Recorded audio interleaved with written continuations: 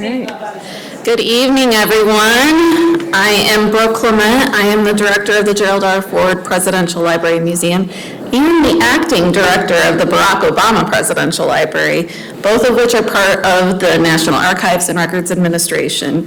And it is my pleasure to welcome you tonight. I'm very excited about this one. As always, a big thank you to our partners at the Gerald R. Ford Presidential Foundation. And before we begin, I do want to ask you all to just please be sure that your phones are on silent or off. And now, it is my pleasure to welcome tonight's guest, Dr. David Pilgrim. Dr. Pilgrim, Vice President for Diversity and Inclusion at Ferris State University, is one of this country's leading experts on issues relating to multiculturalism, diversity, and race relations. He has been interviewed by National Public Radio, Time Magazine, the British Broadcasting Corporation, and dozens of newspapers, including the New York Times, Washington Post, Boston Globe, Chicago Tribune, and the Los Angeles Times. Dr. Pilgrim is best known as the founder and curator of the Jim Crow Museum, an 11,000-piece collection of racist artifacts located at Ferris State University in Big Rapids, Michigan. The museum uses objects of intolerance to teach tolerance. And Dr. Pilgrim's writings are used by scholars, students, and civil rights workers to better understand historical and contemporary expressions of racism. Dr. Pilgrim is an applied sociologist with a doctorate from Ohio State University. He believes that racism can be objectively studied and creatively assailed. Dr. Pilgrim believes that Reverend Martin Luther King Jr. was right when he said, "Injustice anywhere is a threat to justice everywhere." Diversity is more than a black-white issue, more indeed than a racial issue. Dr. Pilgrim challenges audiences to think deeply about diversity and racial relations. He is a Ferris State University distinguished teacher. He has spent his adult life using objects of intolerance to teach tolerance, and it works. His goal is to get people talking about diversity and race relations in meaningful ways, and then to go and do something positive. And we welcome him tonight.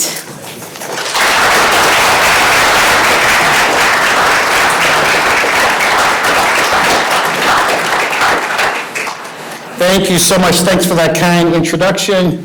I was just sitting there thinking, it's so weird to be speaking this close to my home, because I live in Rockford. So usually, there we go. Usually, I go someplace, if I say something people don't like, I just get on an airplane. And so now I can't get on an airplane, I have to get on 131. So thanks for coming out, thanks for the invitation. See, got a lot of people here from Ferris, a lot of friends, co-workers. My administrative assistant is here, who came all the way up from Florida, which is amazing. What a wonderful job you have that you can work from Florida, right? No, she took a vacation. I know my friend, the provost at Ferris, Bobby Fleshman, is here, which is good. Dr. Pink, the president of Ferris, could not be here, but he's a strong supporter of the museum and the work we're doing. And so I want to give him a shout out to let you know that he's here in spirit. So let's get started. They told me I only have 3 hours, so I want to make sure that, hey, a smart group, they're getting all my stuff. Trust me, this talk will be shorter than it seems. So most of you read Letter from Birmingham Jail, and when I was a kid, 17 years old, and I read it, I wasn't really reading it. It was just a class assignment. If you go on the internet now, there are so many memes that just take something that Dr. King said in that wonderful letter, but they never take this one. And so, like a boil that must be opened with all of its ugliness to the natural medicines of air and light, injustice must be exposed to the light of human conscience before it can be cured. That speaks to what we try to do at the Jim Crow Museum. We take something that's ugly, that was meant, or things that were ugly, that were meant to mock and belittle, and we flip them and turn them into tools for education. I want to give you a warning. I was giving warnings before I even knew what a trigger warning was, because it just seemed respectful. So I'll say a couple things. One, I have like 20 different types of presentations. When I was working on this one, I removed a couple of images I left an image in there that I really struggled with. I'll talk to you about that. But for the most part, I removed a lot of those images. And I took the same approach that we take in the museum, which is we use the images that we need to use to tell the stories that we want to tell. But having said that, there still might be something in here that is offensive. Who are we? Well, as I said before, we use objects of intolerance as teaching tools. I like to lead with this. We are an anti-racism facility. And it's weird that you actually have to say that out loud now. But I understand, though, if you have a name like we have, which is the Jim Crow Museum, you would, of course, create certain thoughts in people's heads.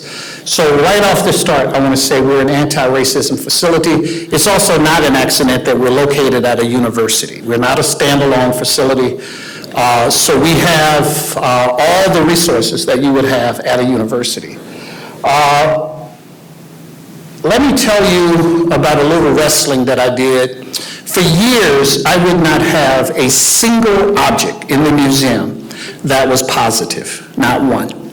And it's not because I didn't believe in the power of positive objects. It's because America already had African American studies museums. Not enough, but it had some. It already had African American achievement museums, good ones. Not enough, but it had some. But it did not have a museum that focused primarily, if not exclusively, on racism. And I felt that adding other objects would dilute our message. And I went to a conference in New Orleans, and it's New Orleans, by the way. If you say New Orleans, you should be ashamed of yourself. That's not the correct, anyway. So I was in New Orleans, and I was at a conference, the National Conference of Race and Ethnicity, and my colleagues there, my African-American colleagues, were saying, listen, we get it, but you're only telling a part of the story. You have to show how African-Americans use their activism and their achievement in real time to push back. Otherwise, you're not telling the story. In other words, you're doing the same thing they do at African-American museums. You're just making the flip mistake, which is I can go to an African American Studies Museum, and in some of them, I don't know what they were resisting. In other words, they don't show any of the stuff that's in our facility. And I thought about it, and I wrestled with it, and man, I tell you what, it's good to wrestle with people, because it would have been a huge mistake to stay that path. When we build a new museum, and I'll talk about it in a bit, but when we build that place, at each point in this country's past, we're going to show how African Americans push back with their activism, with their achievements, but also just living lives of dignity. So we believe in the triumph of dialogue. You know, sometimes people will say to me, you know, we just do too much talking. Words mean nothing. And the irony of that, of course, is they won't shut up. The fact is that we all believe in the power of words, but what they're trying to say is that we need to do more than just talk. Well, in our facility, we want to get people talking in an intelligent way. So I bought my first piece when I was 11 or 12 years old. I broke it. I am so glad I broke that piece, because that is a much better story than had I not broken it, right? It wasn't a philosophical statement. It wasn't, I just didn't like it. I don't remember the second piece or the third piece or the fourth piece, but I just remember collecting my whole life. Look at that handsome devil. I donated more than 3,000 pieces to the university. I have my children here, Jamie's here, Gabrielle's here. So now I have to watch what I say, because I want to make sure I'm not lying. And if I do say something wrong, just keep it to yourself and talk on the way home. And Peggy's here. But I remember one of my kids, I had stuff in the basement. I think it was Haley, who broke something downstairs. And she was a little girl and really upset. And she said, "Daddy, I hurt one of your dolls." And it was a Klansman on a mannequin. And I thought, I got to get this out of my house, okay? And so I donated my collection to Ferris State University. So proud of Ferris State. Not every university in this country would be courageous enough to build a Jim Crow museum or allow one to be built there. So you don't have to know much about teaching. You don't have to study teaching pedagogy to know that there's learning going on in that room. The university gave me 500 square feet. I mean, that's not a lot. It was basically visual storage, and I would bring in my students because I knew the power of an object as a teaching tool. And I would bring in my students, and Ferris State University has the reputation of being eyes-on, hands-on in its teaching. But when you say that, you think of welding, or you think of printing technology, or some of those fields. But that's the way I was teaching race relations. That's the way I was teaching my course in American minorities. I was letting them touch the pieces, and I was asking simple questions like, what is it you see? What does this mean? What are the consequences of millions of pieces like this being created?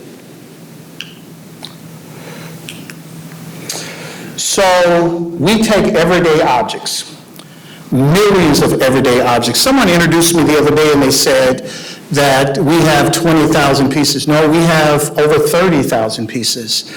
I wrote an article one time which became the first chapter of a book, and it was called, I referred to myself as the garbage man. My thesis in that article was objects like this belong either in a garbage can or they belong in a teaching environment. So the interesting thing about this picture, which I had not noticed, is I'm talking. Now that's hardly surprising, but if you notice, I'm trying to make a point. But what are the visitors? I'm guessing these are like high school students. What are they doing? They're not even letting me finish my point. They're all doing what? Yeah, see, that's what we need to be done in this country, right? I mean, they had questions. They wanted, what about this? What about that? It was like teaching. I don't know if you've ever taught like first graders. I've had the joyful experience of once or twice in my life reading books to very young children, and they don't obey any of the rules in the classroom. And they just talk when you're talking. They ask you about your socks. They ask you about why do you sit funny. I mean, in other words, it's very engaging, and that's the same thing going on there. So I'll ask you a real quick question. We're not going to turn this into a classroom here, but what is it you see when you see this? First of all, what is it? Where in society would this be? What?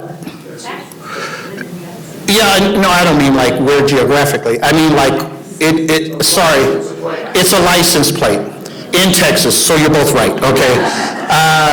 So, yeah, it's a license plate. So when I was growing up, I always thought propaganda was like grainy old film, or leaflets falling from the sky like during Vietnam, or, I had this really narrow definition of what propaganda meant.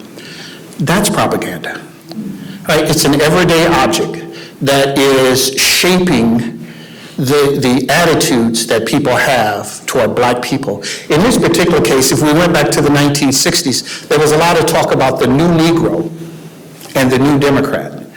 And what this says is that the new Negro, represented by Martin Luther King, and the new Democrat, represented by Lyndon Baines Johnson, that they're just rats, right? That's propaganda. I am so glad that I lived long enough in this country, that I would live long enough to see that we got to a place where the politics is civil,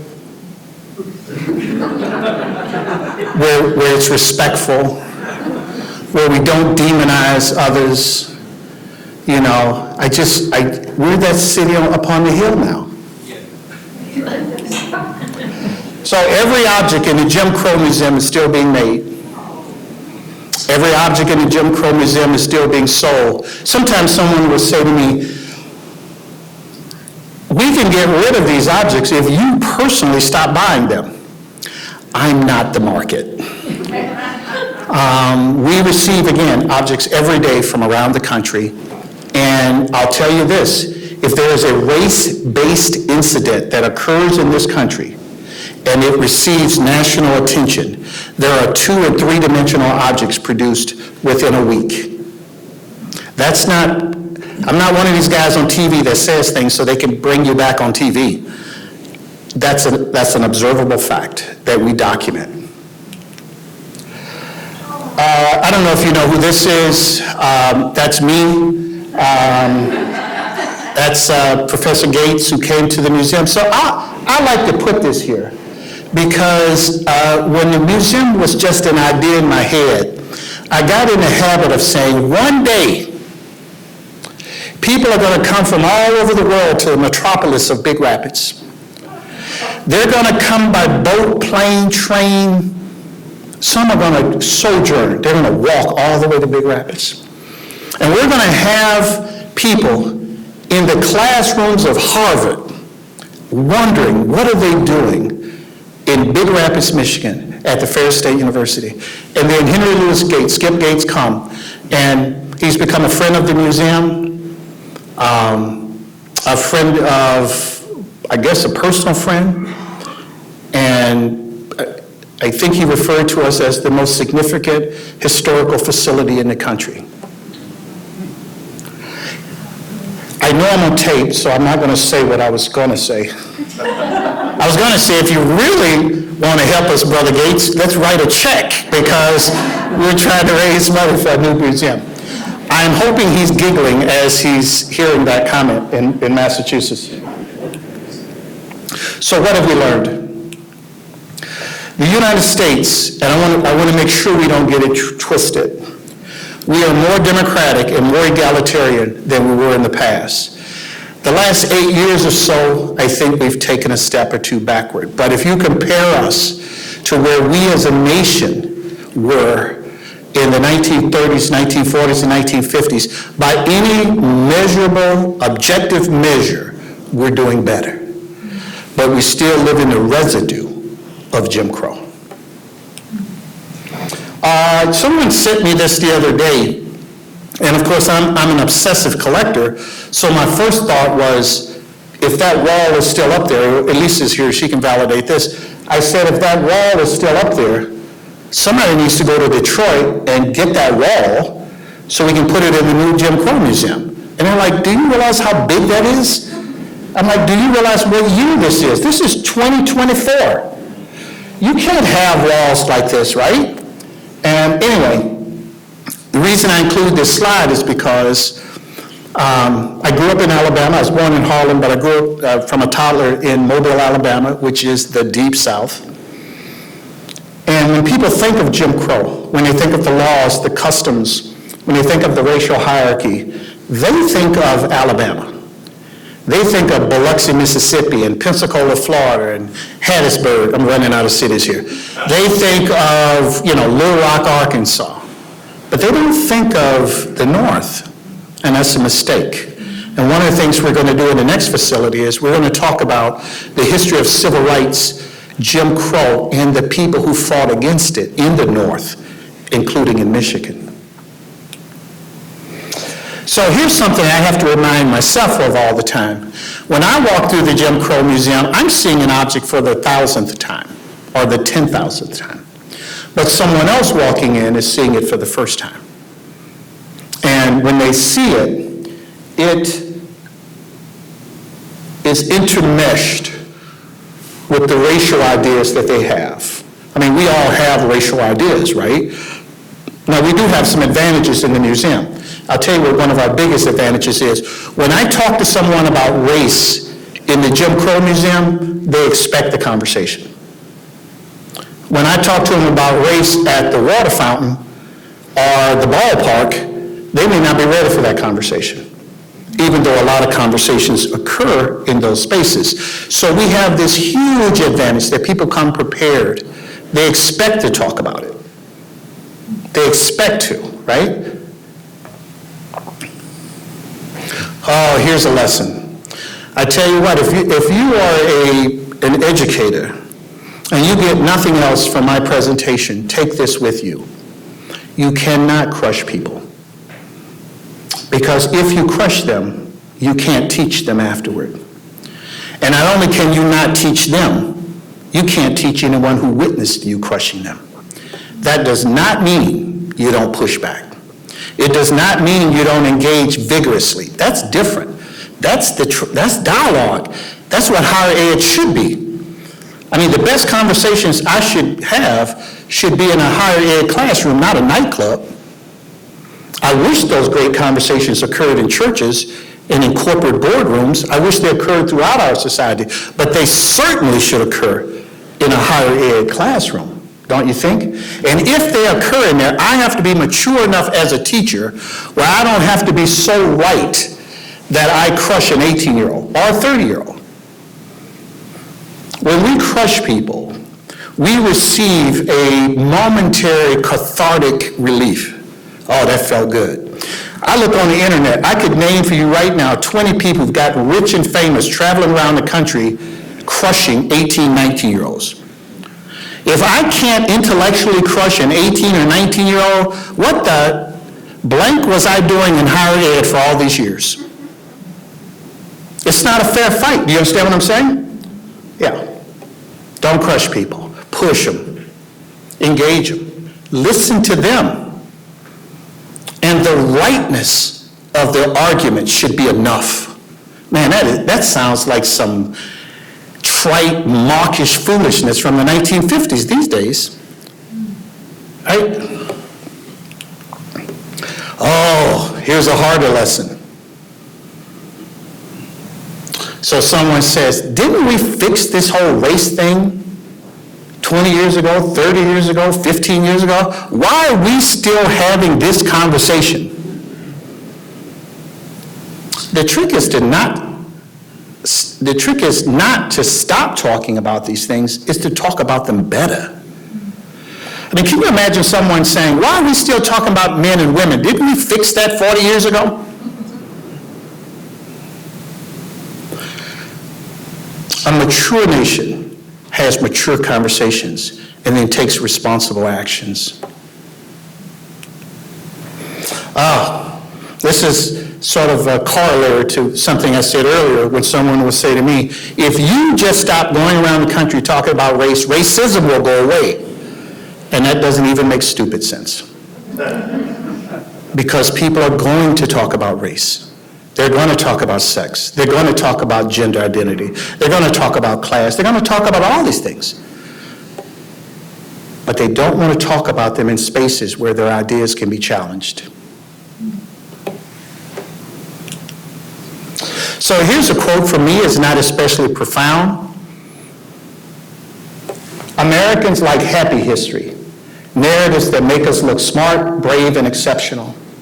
We want a history that has been cherry-picked and ignores our mistreatment of the weak and disfavored. A history that can be celebrated at picnics, parades, and smug conversations. This approach to history is neither honest nor mature. It's just not. I mean, imagine if, I'm just trying to think of, someone name a subject they struggled with in high school. Algebra. Okay. It makes me feel bad every time I go to algebra class, so I'm not going to go. I'll just stick with addition and subtraction.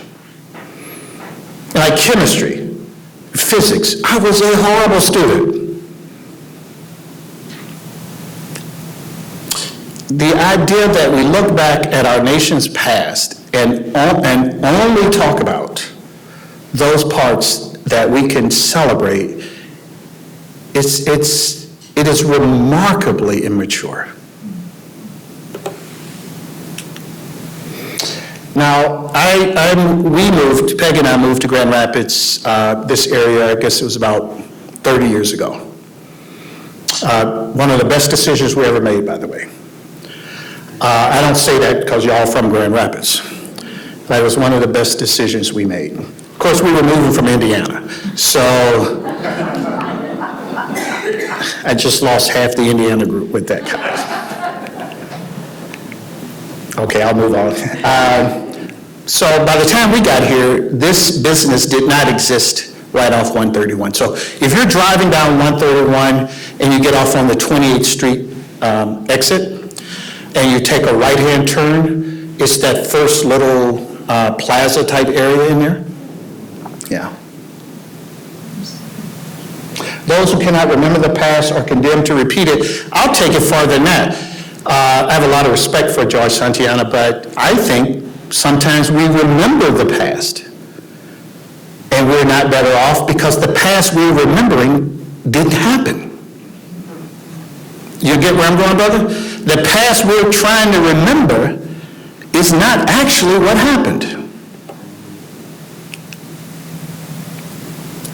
The purpose of studying the past is to document what happened, not to make us feel good or bad. We want to avoid living in the residue. I mean, there are so many wonderful things that occurred in this country's past. I mean, absolutely mind-boggling, wonderful. And then there's the other stuff. So this is some of the residue that we live in.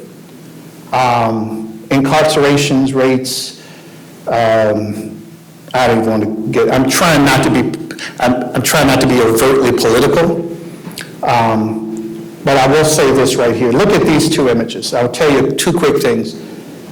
That piece right there, that T-shirt, that was not created during the Jim Crow period. That was created in 2012. One of the most powerful parts of the current museum that we have are contemporary objects.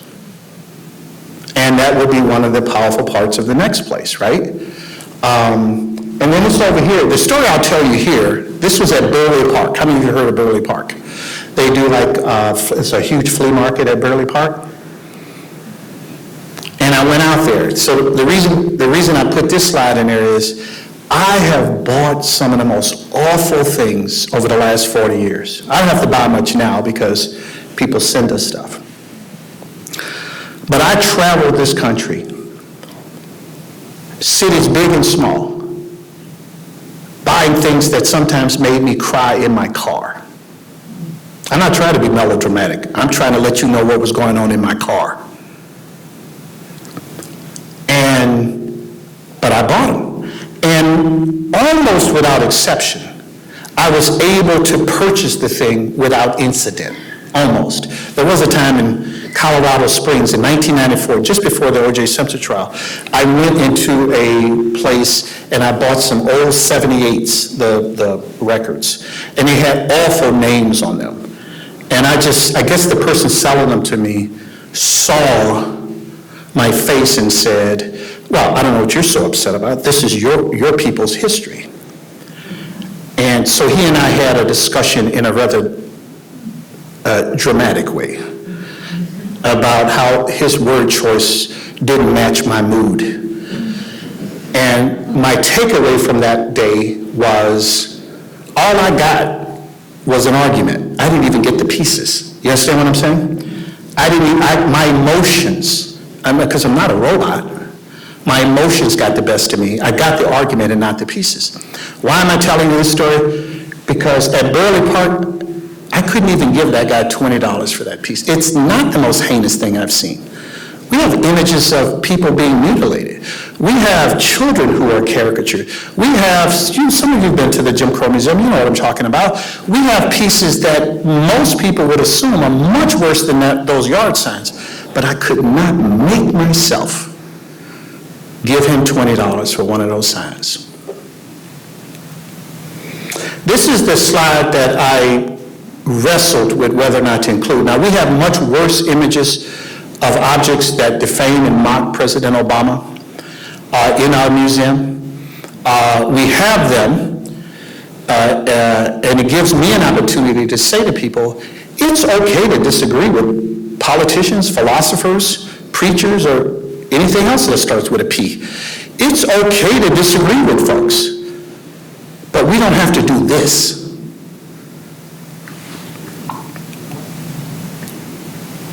Again, I told you that material objects, I'm not talking popular culture here, and I'm talking about material culture, that material objects, 2- and 3-dimensional objects are created whenever there's a race-based incident that receives national attention in this country. But the popular culture is also impacted. The behaviors in our culture that you see which follow some of these incidents look a lot like this.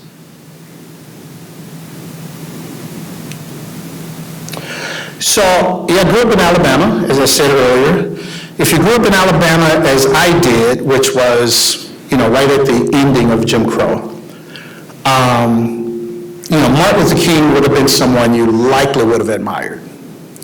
And I remember, being in my 5th grade class at Bessie C. Fonville Elementary School, and the teacher coming in with a little black and white TV, sitting it in front of us. We didn't understand the gravity of what was going on. We knew what a funeral was.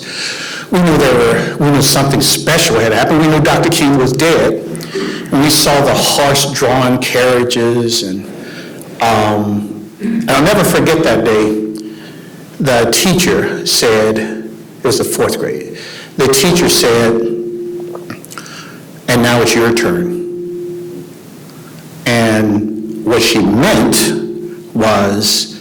is that it's not sufficient enough for my generation of black and brown people to just go and be successful, to just become vice presidents of something or principals or whatever, that there is a part of this deal, this agreement, that now we have to work to move this society farther.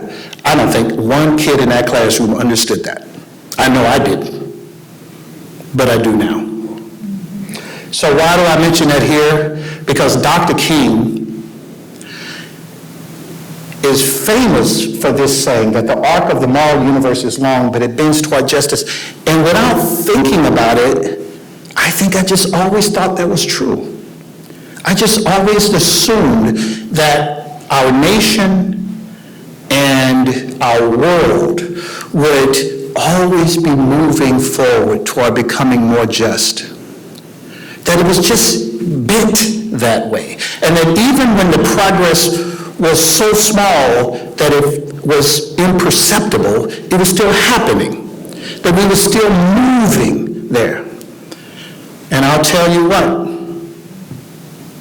this last 8-10 years, I have heard rhetoric that I heard when I was a child growing up in Alabama, when George Wallace was governor. And I thought we had moved away from that.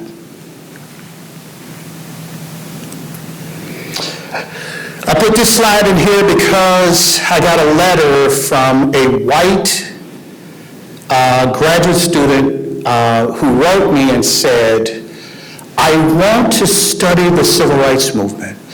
I want to study the freedom riders, but I'm white, so I don't know if I can study it. And I felt sick to my stomach. Our history is all of our history. Just do it right, damn it. Did I just say that word on the, can you edit that out or something? Just do it right. So when I hear people like, why do we have to have black history? We don't have to have that. Why do we have to have red history and yellow history and LGBT? Why do we have to have all these histories? If we did history right, we wouldn't have to do that. And on the flip side, I hope that there is not a single white American who thinks that they can't, and certainly if they have the passion, that they shouldn't help do the work that we're doing. someone gave us all those pictures, the originals of those. They donated them to the museum. And they're all over the internet by the time we got them, so obviously copyrights mean nothing at this point, but we own, so when you look in those books, we own those pictures. So what would I do better? So the first work, whether you're in a museum, a corporation, a church, a school, or a neighborhood, the first work is with the person in your mirror. And we all have work to do. We all have work to do. I belong to a community. I belong to multiple communities. I need to be better. I challenge all of us to be better and to start with that guy right there. This one's hard. I don't think we've lived at a time, certainly in my lifetime, I don't think there's been a time when more people wanted to be right. And if you allow me to say this, when more wrong people want to be right. And very few people just listen, just shut up and listen. And listen to understand. Doesn't mean you have to agree.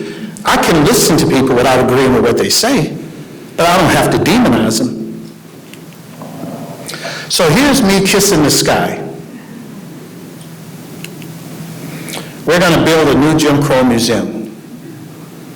And it's not the reason I'm here, but I wouldn't be myself if I didn't tell you that we're recruiting champions for this project.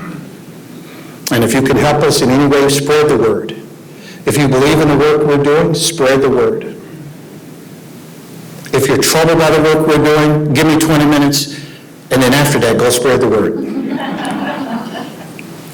That's going to be at the front of the campus at Ferris State University. Isn't that amazing? This is not at the University of Michigan. Well, why would it be there? I mean, I could see it at Ohio State, but I mean, why would it be there? I made it a long time before I did that. I almost made it to the end. We are going to build a place where people come from all over the world, because they already do. We have police departments, city commissioners, church groups, civil rights groups. We had two church groups. I think one was from, what's it, Strongville? Is that what it's called? And one's Cleveland. And they're right close to each other. And it speaks volumes when I tell you that one church was a white church and one church was a black church. But they wanted to have a better relationship. And so they came to the museum so that we could do what we do, which is to facilitate discussions between people. We're going to do more of that. We've had people come from Australia. We have people come from all over the world because folk are looking for a way to do it better.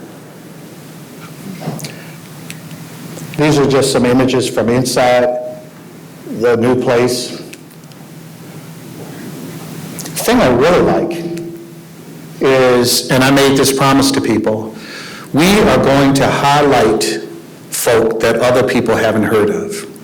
I don't mean any disrespect to Reverend King or Malcolm X or Fannie Lou Hamer or I guess I should have said Minister Malcolm since I said Reverend Malcolm. We're going to highlight people from Grand Rapids. I went to a Giants event, and I'm looking through there, it's like, oh, some of these people did amazing things. We're going to make sure that people 100 years from now remember them.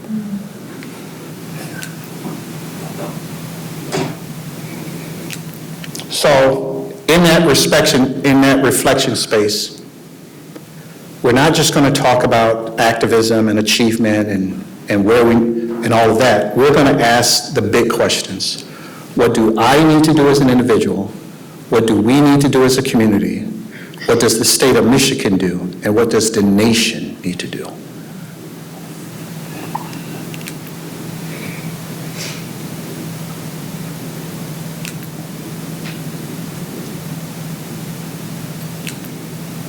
So we have a traveling exhibit, which is now at Wayne County Community College. How many of you saw it when it was across the street over at Yeah, so good. Thank you for coming out. I say this at the risk of sounding immodest, but I think it's well done. I think it's actually a traveling museum, not a traveling exhibit. And the reports I get from everybody who goes in there is, this is done in an intelligent, thoughtful way. And so it's going to be there for, I don't know, next several months. It's called Overcoming Hateful Things.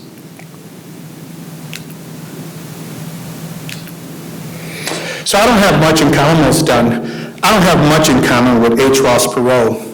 I giggle every time I say that. I mean, we both talk a lot. But I love this quote. I don't like the fact that it's gendered. I wish he had just said a person. But the spirit behind what he says, it just resonates so much for me. Because we pay people a lot of money to come into our communities and to tell us that the river is dirty. We already knew the river was dirty. You did not help us getting off the airplane doing that. We know the river is dirty. The question is, what are we going to do to clean the river? So I want to show you one little thing. When I was younger, I used to travel around with a bag. And like some people have a bag of goodies, I used to call it baddies.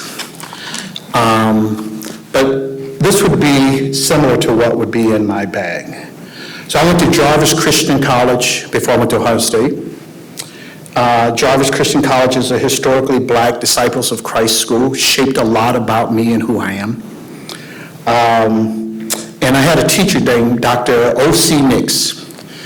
And I think it was a political science class, but one day he came in and he had something like this and he set it on the table. And he said, "What does this have to do with Jim Crow?"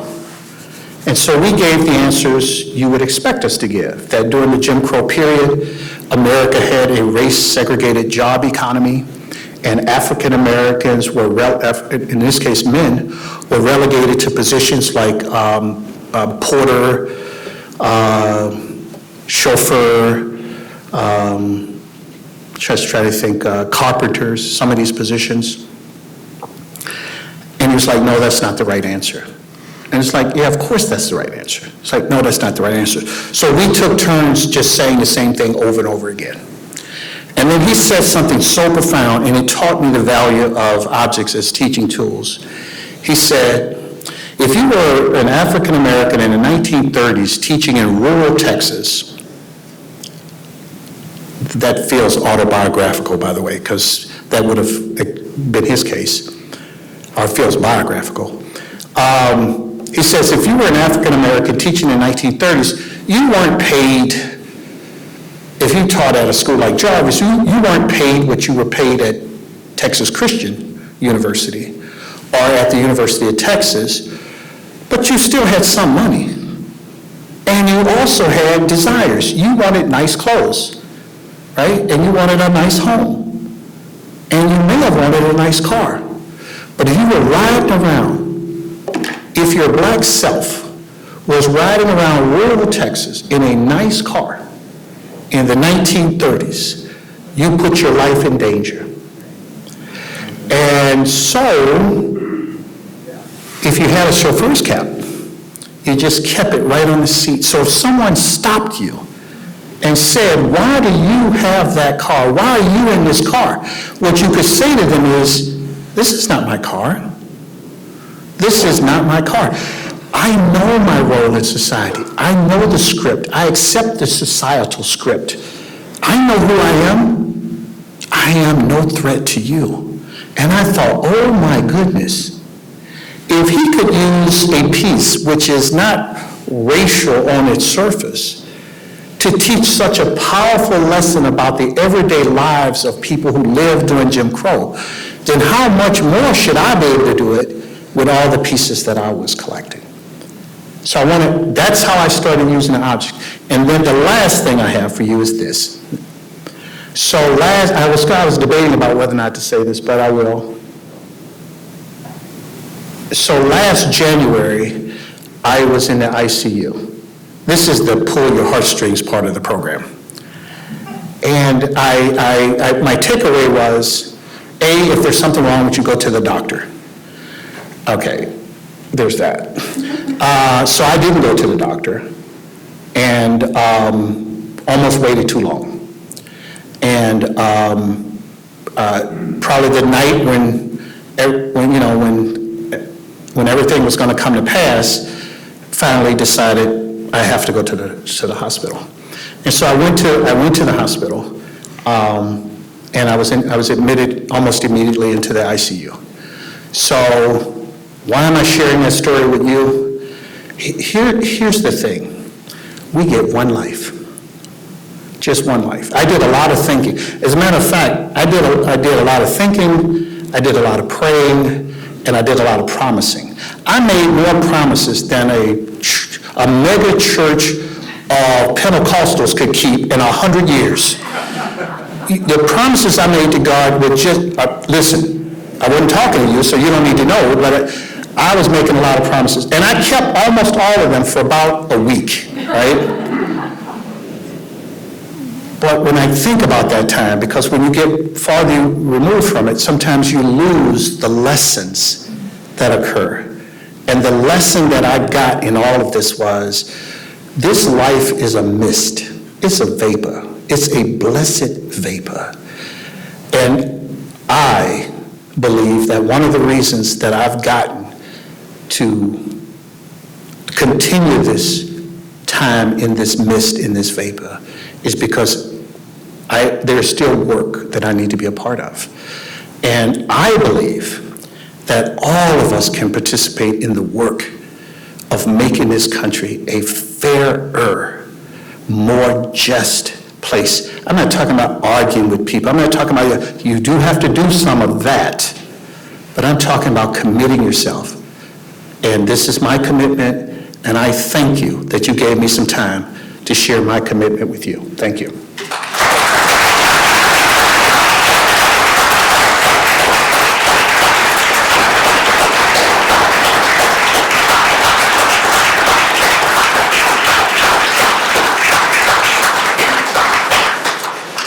So I don't know if we had time for a few questions or not, and I know that so if you feel like you have to go, then please do that. But if you want to stay, I'll have a little time. Go ahead. And I only take hard questions. Oh, I got to be back here? Okay. Okay, I guess I get the first question. I'll preface this by saying context matters. A lot of the images you showed were quite disturbing. But let's go back to the image of the brick wall in Detroit, of the tire company. Personally, I did not find that to be an offensive image. Okay. It just looks to me like a cartoon person who happens to be dark-skinned. And that kind of gets to my question, is like, is that an offensive image, especially on Grand Boulevard in Detroit, where the clientele may be primarily African American? On the one hand, I can see where maybe somebody could be offended by that. On the other hand, I could also see the point of view that, well, should we just eliminate images of black people from society? Well, that's a problem too. Do you see where I'm going here? I did not really find that to be an offensive image. If it had been a white person or a Native American or whatever, I don't think I would have felt much differently about it. Yes. So I'm wondering where the line is, and context certainly matters. Where it's located, under what circumstances matters. Are you done? Yeah, okay. I'm finished. No, I want to make sure you're done. Yeah. All right. So I think the fact that it does not offend you, okay, what we do in the museum is we take images, and oftentimes, not usually with something as caricatured as that, but sometimes with something like mammy images, we get a similar kind of conversation going. The value of the museum is that we put people in the same space where they can talk about and listen. So whereas something may not offend you, are you willing to understand how it might offend someone else? Because if you're willing to hear how it might, if we open up and allow ourselves to hear that person's story, then we've made progress, okay? You can still have your opinion, right? I think that, so I'm gonna do the mammy thing instead of that image. And then if you want me to, I'll get back to that. But you said something about context matters. Absolutely it matters, okay? Also, remember when I said we bring our own experiences in. And so you have not had the experience of being caricatured as a member of an inferior race. That matters, okay? Now, we don't have to live there, but we also have to acknowledge that that's a real thing. And so us just listening to one another.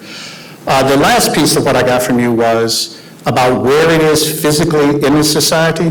So that's one of the most consistent things about me is, if I'm looking at racial caricatures, I want to know the origins.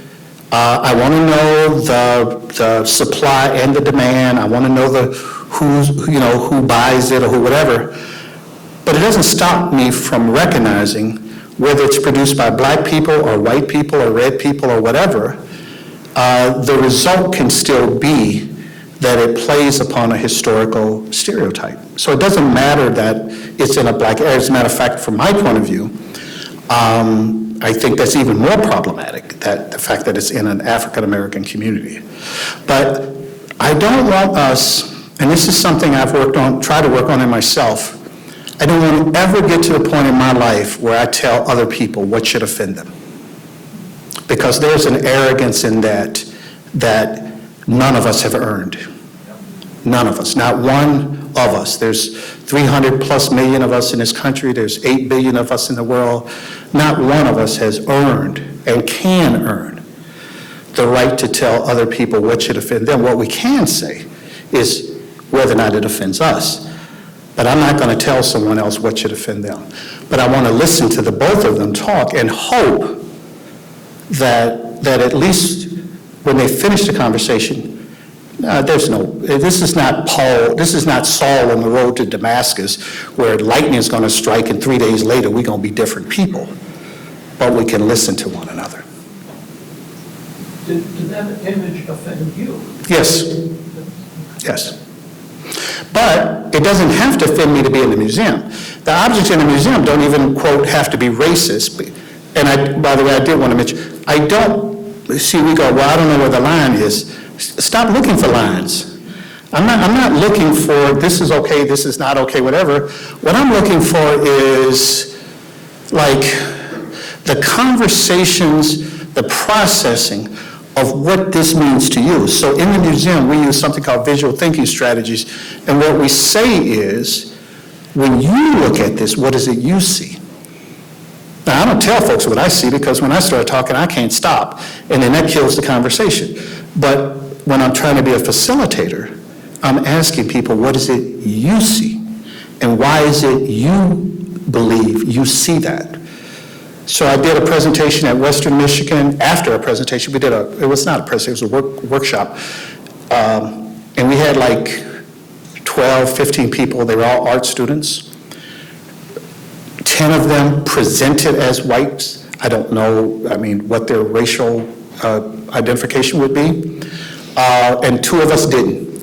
And my colleague there, Khalid El-Hakim, he had some pieces in his car. And I said to him, can you go get a doll out? Because I want to use it as a starting point for a conversation. We passed that doll around the room, and all we said is, don't interrupt people, don't argue with folks, just tell us what you see. It was, I wish we had videotaped this. It was the most amazing thing. It's like we live in the same country, but a different world.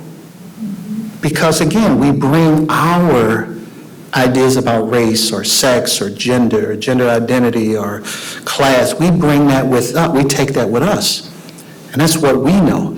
And most of us have long since given up on the idea that that we might change? Sorry for that long-winded answer. I've got a chance for a couple more. And that was a hard question, so good, thank you. That was good. Thank you. Are you having conversations, can you tell me if you're having conversations about the nation's upcoming 250th and the commemoration surrounding that? We have not been having those conversations. Quite frankly, we've been focusing on other, Ferris is having 140 years coming up. We have some other, that'll be something we will, that'll be something we will do. Easy question.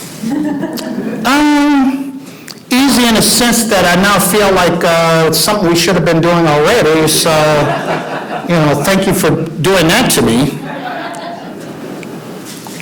Yeah, there's a lot of work to be done.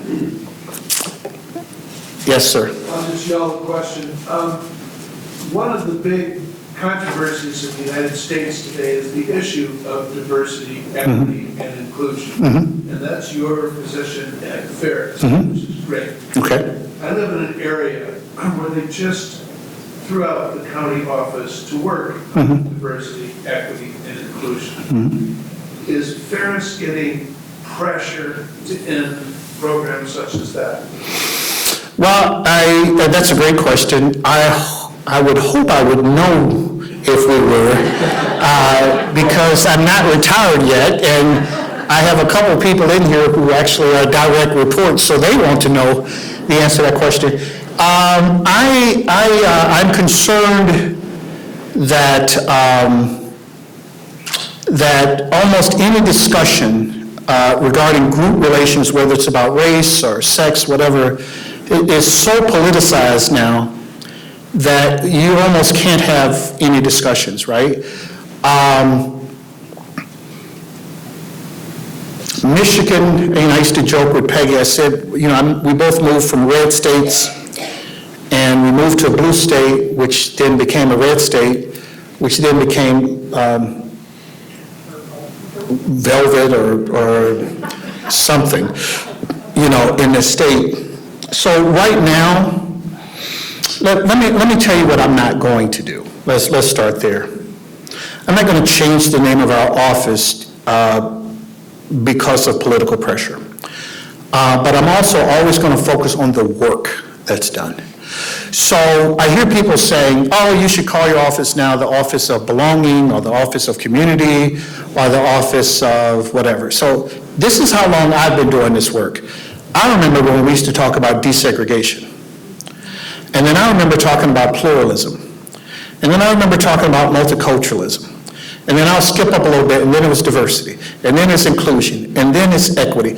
And I actually, as a sociologist, am fascinated with the shape-shifting of words that occur, all of that, but it's the work that matters. It's the absolute work that matters. And I don't care what you call it. Are you telling me you're not supportive of us creating a campus environment where everyone feels that they are welcome there, that it belongs to them as much as it belongs to everyone else? Our founder, Woodbridge Ferris, our founder, our first class of students before 1900, our first class of students had women in it. We had students from other nations within 10 years at Ferris. We had African Americans come to Ferris because they couldn't go to college in Virginia. All right, between 1910 and 1920, between 1910 and the mid-1920s, we had 70 African Americans come up from Hampton, Virginia, because they couldn't take the college work they needed in Virginia. But because Woodbridge Ferris was friends with Booker T. Washington and respected W.B. Du Bois, they were welcome at Ferris, and they changed this nation. I'll stand right here and tell you that John Fitzgerald Kennedy would not have become president had Belford Lawson and I forget Belford Lawson's, I forget his wife's name. Oh my goodness. Had the Lawsons not embraced his candidacy and turned the tide so that African Americans would vote for JFK. He went to Ferris. He was the first African American to win a Supreme Court case. He went to Ferris. Okay? So that's our heritage. Now, we got away from it, but that's our heritage. And I mean, I'd like to think if Woodbridge Ferris walked through that, well, that would be scary, but if through some Star Trek miracle he was able to come here, then he'd be proud of the work that we're doing, because he was doing DEI stuff before it was a name. He took care of those students. He bought them a house out of his own pocket. I mean, the first residential hall at Ferris was in effect the home that he bought for those students because he couldn't find places for them to stay. So we've been doing that work for many, many, many years, and I'm not going to back down from that work. I'm not going to, and if my point about the pluralism, multicultural thing, if we change the name, whatever name we come up with, like the new thing now is belonging. Mark my word, we'll have an anti-belonging movement in this country in the next 5 years. People will be anti-belonging. Did you hear what I just said? They will be anti-belonging. So it's the work that matters. I'm not saying words don't matter, but ultimately it's the work that matters. So we haven't gotten it. As a matter of fact, I'm very pleased that in terms of the museum, some of our biggest, we've had supporters from both aisles, and not just both aisles, the extremes of both aisles. And I don't think they were doing it for the wrong reasons. I think they did it because they came to the museum, they sat down, they watched the movies, they had the conversations, and they were fundamentally good people, and they want to do a good thing. All right, one more. But yeah, I'm thinking about Florida now. So I grew up in Alabama. I'm not even sure I could teach sociology in Florida now. Now, I was the Michigan sociologist, I'm not bragging, I'm just saying, I was the Michigan sociologist of the year 2 years ago, which, by the way, is really scary for this state because I haven't been in a classroom in a long time. So I don't know what the other sociologists are doing in this state, but they need to step up their game. But I don't think I would be sociologist of the year in Florida. You know? And here's the other part. Is there any knowledge, just do the mental exercise, is there any knowledge that should put fear in people? Are you kidding me? Is there any substantive body of knowledge that should put fear in people? I don't think it should. So I tell you, I gave you that quote from Dr. King. This will be the last thing, and then I'll let us go. I gave you that quote about the arc of the universe, you know, and I told you about how that just made me sit down and think, man, was I wrong all these years? Was just some naive person? And then after the murder of George Floyd, I looked on our streets, and I'm not talking about folks out misbehaving. I'm talking about in the traditions that I come out of, where people are protesting. I looked at black people and white people and people from all groups, and these were young folks. And it just re-energized me, because the message that I got from listening to them was, as we say down south, they ain't having it. They ain't having it. They demand that we be better as a nation. They are demanding it. And I tell you what, that really invigorated me. Because I'm nearing the end of my journey. And you want to believe that there will always be people fighting for a just society. This has been really wonderful. So, you know, you're standing over there like I'm at the Apollo Theater, and you're going to do the little stand over here to say, let's give Pilgrim a hand.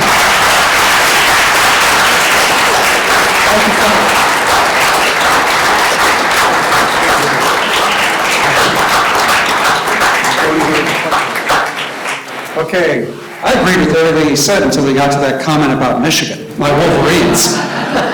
You're really brave to do that. We changed the upholstery for you. I appreciate that.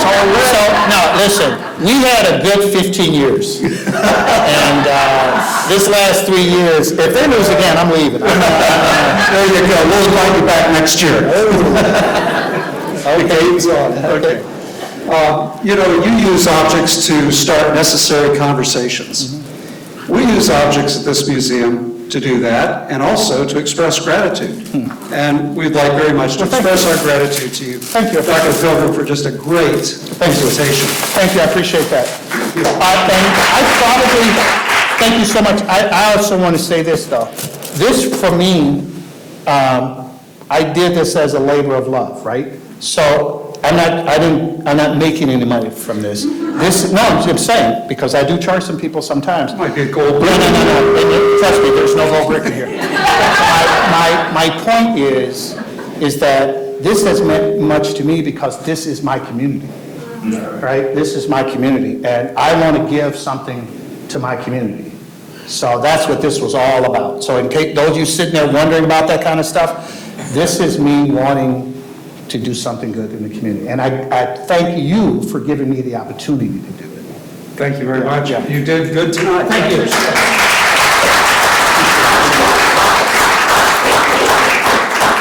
You know, the teacher in me wants to respond just to a couple of things that were said. I have to say, first of all, that I want to thank you for challenging us, Dr. Pilgrim, but also for giving us hope, like a real sense of hope. I also want to thank you. I'm a professional historian, and I want to thank you for reminding us of what good history looks like. The good historian, the professional historian, should be able to go after all the evidence that's available without fear or favor and follow that evidence wherever it leads. That's what good historians do. I also appreciated the fact that you said, you want to reform? Start by looking in the mirror. Start by looking at that guy. I really appreciate that. And since it is Holy Week for many of us in here, that's a great place to start in humility. I also found it interesting. I often say, in my role as executive director of this foundation, that I'm on a civilizational mission, that there is integrity at the helm that's literally written into the walls of this museum that Brooke and Morell and others curate so powerfully. You're on a civilizational mission too. So brother, I'm really glad that we're on that together. So thank you very much. Good night.